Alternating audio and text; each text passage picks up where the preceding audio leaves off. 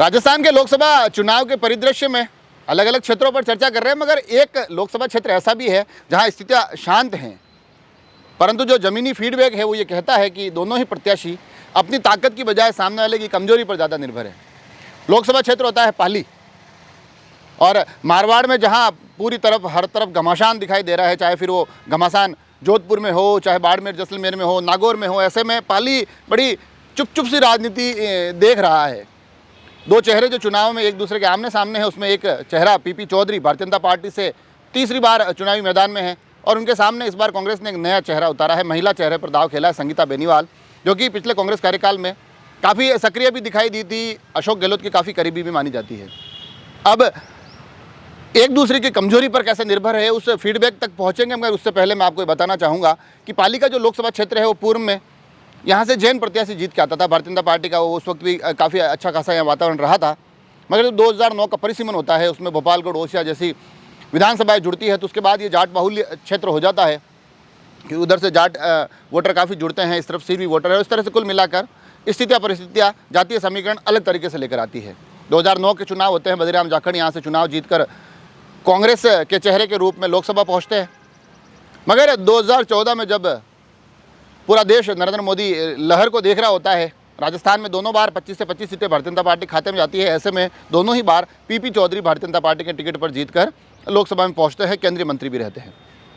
अब एक बार पुनः पीपी चौधरी मैदान में है, मगर पीपी चौधरी को लेकर लगातार चर्चा ये चल रही थी कि एक लंबी चौड़ी नाराज़गी का दौर उनके साथ चल रहा है, काफ़ी ग्राउंड लेवल की नाराज़गी भी उनको लेकर देखी जा सकती है।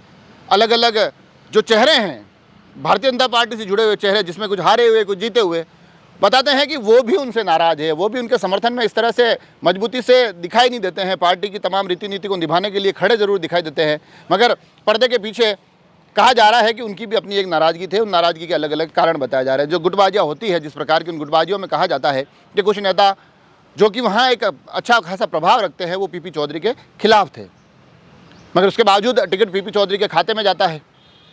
और उस एक दौर में ये चर्चाएं भी चलती थी कि भारतीय जनता पार्टी पीपी चौधरी पर दाव खेल रही है, मगर कांग्रेस भी अगर कोई बेहतर चेहरा लाती है तो इस लोकसभा क्षेत्र में भी कांग्रेस के हिस्से कुछ आ सकता है।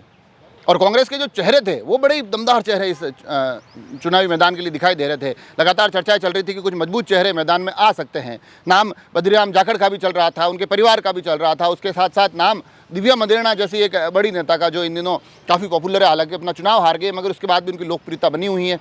दिव्या मदेरणा का नाम चल रहा था। युवा चेहरों के रूप में सुनील चौधरी जोधपुर के जेएनयू के पूर्व अध्यक्ष हैं, काफ़ी लंबे समय से युवाओं के बीच में सक्रिय हैं। एक लंबी चौड़ी यात्रा के माध्यम से उन्होंने अपना जनाधार भी टटोला, अच्छा खासा समर्थन भी उस यात्रा को मिला, और साथ ही संगीता बेनीवाल का नाम भी चल रहा था। पर अब कहा जा रहा है कि हालांकि पीपी चौधरी को लेकर तो नाराज़गी है, मगर कांग्रेस ने जो चेहरा चुना है उस चेहरे के साथ बाकी के चेहरे दिखाई नहीं दे रहे हैं। ऐसा लग रहा है कि संगीता बेनीवाल इस चुनाव में अकेले ही अब जद्दोजहद और संघर्ष करती हुई नजर आ रही है।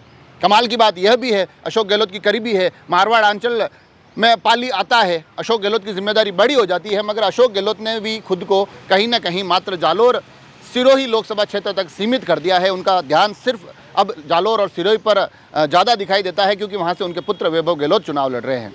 तो ऐसी स्थिति में अब लग रहा है कि संगीता बेनीवाल बिल्कुल अलग थलग और अकेली संघर्ष करते नजर आ रही है। ऐसी हालातों में कहा जा रहा है कि पीपी चौधरी को लेकर जो नाराजगियाँ थी, उसके बदले अब जो सामने कैंडिडेट आया है वो एकजुट होकर चुनाव लड़ नहीं पा रहा है, तो हो सकता है कि पीपी चौधरी का पलड़ा पुनः एक बार भारी हो सकता है। हालांकि चुनाव में अभी 1 महीना बाकी है, हालांकि स्थितियां आगे किस प्रकार से बदलती है ये तमाम चीज़ें तो देखेंगे, उन पर गौर करेंगे। मगर जैसा कि मैंने शुरू में कहा कि अब इन दोनों ही प्रत्याशियों के साथ स्थिति ये है कि अपने मजबूत से ज़्यादा सामने वाले के कमज़ोर पहलू पर, जहाँ संगीता बेनीवाल अब लगता है कि पूरी तरह से इस पर निर्भर है कि अगर ग्राउंड पर पीपी चौधरी के खिलाफ कोई नाराज़गी हो, उनके नेताओं में अगर कोई नाराज़गी हो, तो उसका लाभ संगीता बेनीवाल को मिल सके।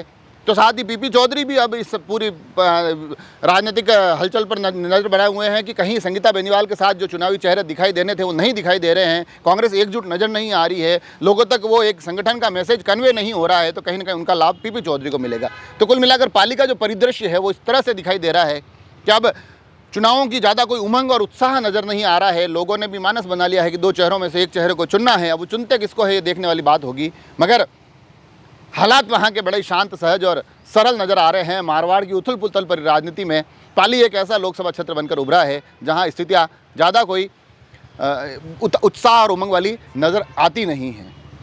आगे भी इन तमाम चीज़ों पर हमारी नज़र बनी रहेगी। आप सभी लोग जुड़े रहे राजसमंद एक्सप्रेस से। धन्यवाद।